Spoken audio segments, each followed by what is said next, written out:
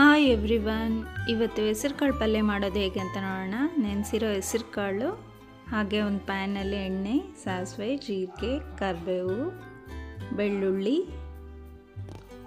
ಹಾಗೆ ಹೆಚ್ಚಿರೋ ಅಂಥ ಈರುಳ್ಳಿ, ಹಸಿಮೆಣಸಿನ್ಕಾಯಿ, ಒಂದು ದೊಡ್ಡ ಟೊಮೆಟೊ ಎಲ್ಲ ಹಾಕಿ ಚೆನ್ನಾಗಿ ಮಿಕ್ಸ್ ಮಾಡಿ ಸ್ವಲ್ಪ ಫ್ರೈ ಆದ ನಂತರ ಸ್ವಲ್ಪ ಅರಿಶಿನ, ಹಾಗೆ ರುಚಿಗೆ ತಕ್ಕಷ್ಟು ಉಪ್ಪು, ಖಾರದ ಪುಡಿ ಹಾಕಿ ಸ್ವಲ್ಪ ಫ್ರೈ ಮಾಡಿ ನಂತರ ಹೆಸರು ಕಾಳು ಹಾಕೋಣ.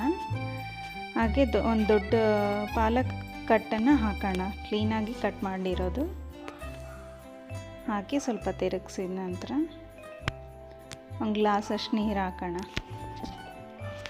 ಇದು ಹೆಸರು ಕಾಳು ದಾಲ್ ಮಾಡ್ತಿರೋದಲ್ವ, ಅದಕ್ಕೆ ಸ್ವಲ್ಪ ನೀರು ಜಾಸ್ತಿ ಹಾಕಿದರೂ ಪರವಾಗಿಲ್ಲ, ಟೇಸ್ಟ್ ತುಂಬ ಚೆನ್ನಾಗಿರುತ್ತೆ. ಕುಕ್ಕರ್ನ ಕ್ಲೋಸ್ ಮಾಡೋಣ.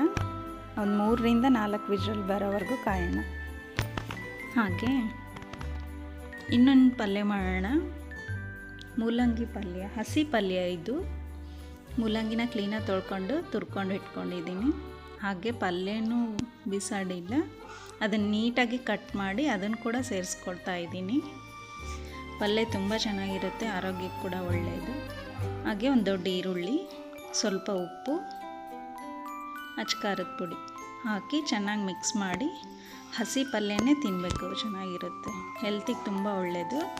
ಹಾಗೆ ಬಿಸಿ ಬಿಸಿ ರೊಟ್ಟಿ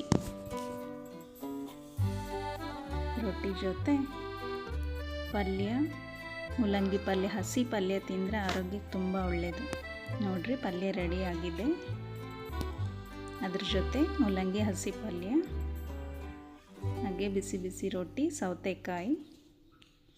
ಬೆಳಗಿನ ಬ್ರೇಕ್ಫಾಸ್ಟ್ಗೆ ಈ ಥರ ನಾವು ತಿಂಡಿ ತಿಂತಾ ಹೋದರೆ ಆರೋಗ್ಯ ಚೆನ್ನಾಗಿರುತ್ತೆ, ಹೆಲ್ದಿ ಟಿಫನ್.